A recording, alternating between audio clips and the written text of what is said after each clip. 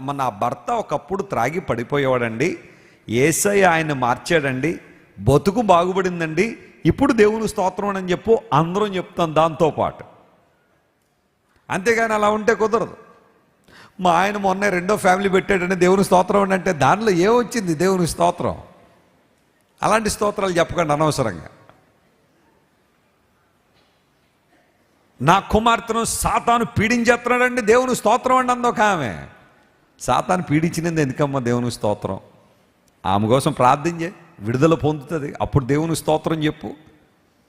ఎక్కడ స్తోత్రం చెప్పాలో తెలియదు కొంతమంది, ఎక్కడ హల్లెలూయా చెప్పాలో తెలియదు. సేవకులు ఉంటారు కొంతమంది, హల్లెలూయా అని ఊతబద్ధం చేసేసుకుని ప్రతి మాట వెనకాల హల్లెలూయా. మొన్న ఒక ఆయన అన్నాడు, ఎవరో సాతాను చాలా బలంగా మోసం చేస్తున్నాడు దేవునికి స్తోత్రం హల్లెలూయా అన్నాడు ఆయన. అందులో దేవునికి అక్కడ ఎక్కడొచ్చింది మహిమ? అసలు ఆ మోసం నువ్వు విడుదల పొందావు అప్పుడు చెప్పు. అందును బట్టే పౌలు